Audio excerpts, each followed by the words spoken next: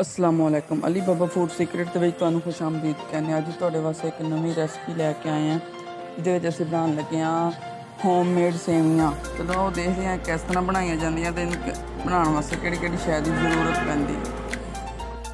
ਅਸੀਂ ਸੂਜੀ ਤੇ ਮੈਦਾ ਮਿਕਸ ਕਰ ਲਾਂਗੇ 2 ਕਿਲੋ ਮੈਦਾ ਤੇ 1 ਕਿਲੋ ਸੂਜੀ। ਕਰਨ ਤੋਂ ਬਾਅਦ ਅਸੀਂ ਅਲੱਗ-ਅਲੱਗ ਰੰਗਾਂ ਦੇ ਆਟੇ ਗੁੰਨ ਲਾਂਗੇ ਫੂਡ ਕਲਰ ਐਡ ਕਰਕੇ।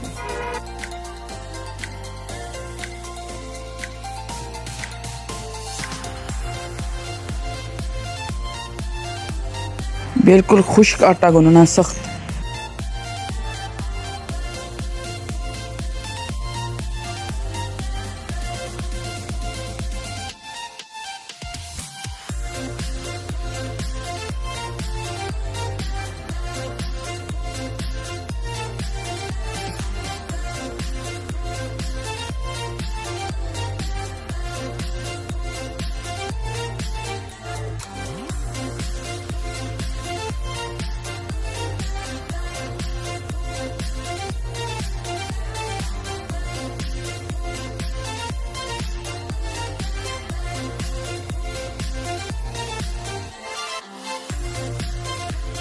उस तो बाद असी हम अपन सेवियां बनानियां शुरू करते हैं। देखी जाओ किस तरह बन रही हैं।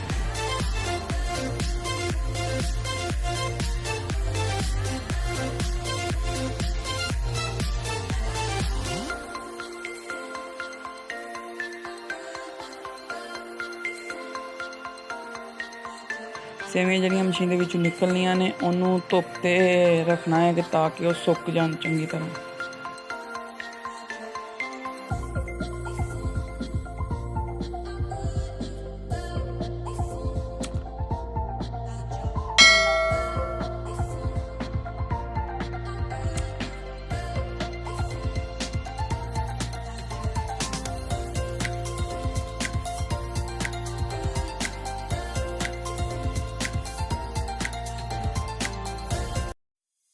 सेवियां साड़ियां बन गई ने असी सुका लिया ने।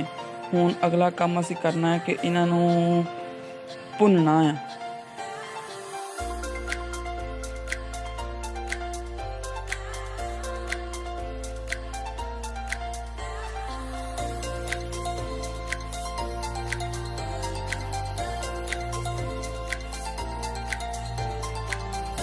हुण असी इन्हां नूं पकाने आ।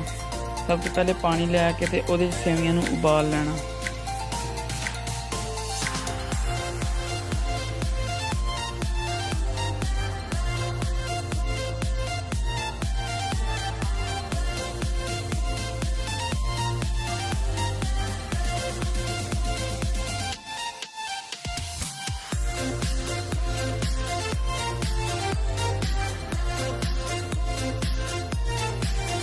सेवियां साड़ियां उबल गई ने असीं इन्हूं चूल्हे तो थल्ले ला लांगे।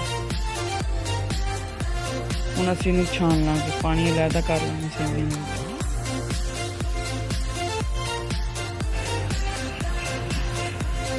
देसी घ्यो ले लांगे ते इन्हूं सेवियां दे उत्ते ना ऐड कर लांगे, उत्ते पा लांगे, गार्निश कर लांगे।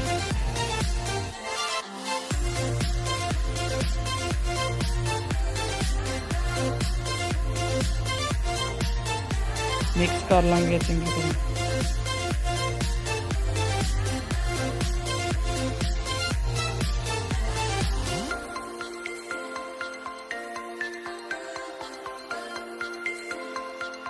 उस बाद असीं उत्ते चीनी पा लांगे, शुगर।